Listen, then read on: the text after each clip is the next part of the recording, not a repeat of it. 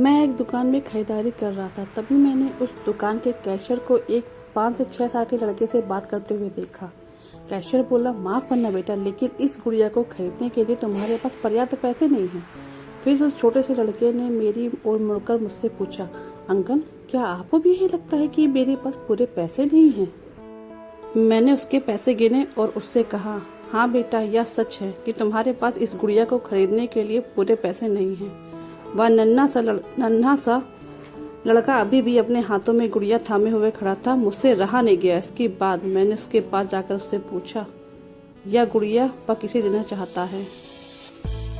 इस पर उसने उत्तर दिया कि यह वो गुड़िया है जो उसकी बहन को बहुत प्यारी है और वह इसे उसके जन्मदिन के लिए उपहार में देना चाहता है। यह गुड़िया पहले मुझे मम्मी को देना है, जो कि बाद में जाकर मेरी बहन को दे देगी। यह कहते कहते उसकी आंखें नम हो गई। मेरी बहन भगवान के घर चली गई है और मेरी मम्मी भी जल्दी ही भगवान से मिलने जाने वाली हैं। तो मैंने सोचा कि क्यों ना वो इस गुड़िया को अपने साथ ले जाकर मेरी बहन को दे दे। मेरा दिल धक सा रह गया था। उसने ये सारी बातें एक सांस में ही कह डाली और फिर मेरी ओर देखकर बोला, मैंने पापा से कह दिया कि मम्मी से कहना कि वो अभी ना जाए, वो मेरा दुकान से लौटने तक का इंतजार करे। फिर उसने मुझे एक बहुत प्यारा सा फोटो दिखाया जिसमें खिलखिलाकर हंस रहा था।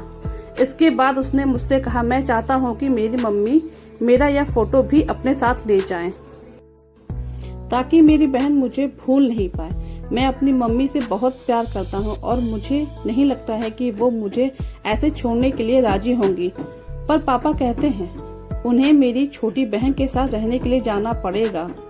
इसके बाद फिर से उसने उस गुड़िया को गमगीन आंखों से खामोशी से देखा। मेरे हाथ जल्दी से अपने बटुए तक पहुँचे और मैंने उससे कहा, चलो एक बार और गिनती करके देखते हैं कि तुम्हारे पास गुड़िया के लिए पर्याप्त पैसे हैं या नहीं। उसने कहा, ठीक है, पर मुझे लगता है कि मेरे पास पूरे पैसे हैं। इसके बाद मैंने उससे नजरें बचाकर कुछ पैसे उस पर जोड़ दिए और फिर हमने उन्हें गिनना शुरू किया।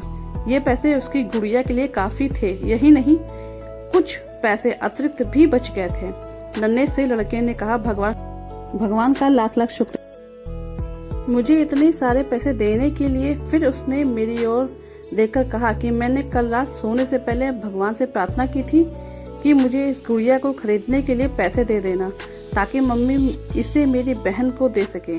और भगवान ने मेरी बात सुन ली।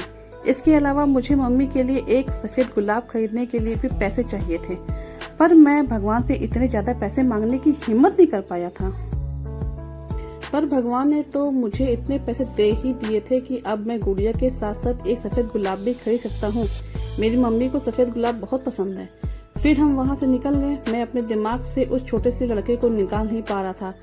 फिर मुझे 2 दिन पहले स्थानीय समाचार पत्र में छपी एक घटना याद आ गई, जिसमें एक शराबी ट्रक ड्राइवर के बारे में लिखा था, जिसने नशे की हालत में मोबाइल फोन पर बात करते हुए एक कार चालक महिला की कार को टक्कर मार दी थी, जिसमें उसकी 3 साल की बेटी की घटना स्थल पर भी मृत्यु हो गई थी और वह महिला कोमा में चली गई थी।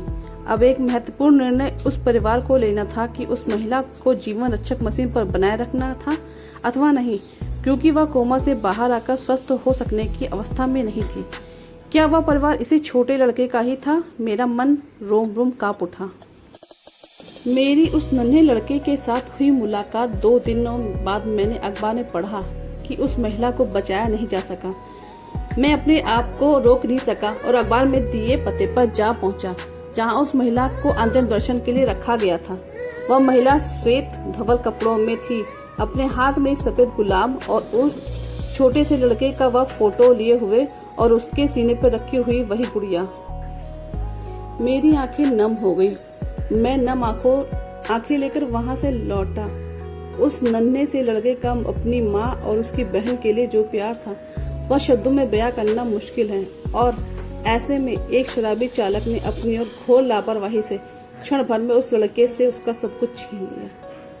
इस कहानी से सिर्फ एक पैगाम देना चाहता हूँ, कृपया कभी भी शराब पीकर और मोबाइल में बातें करते समय वाहन न चलाएं।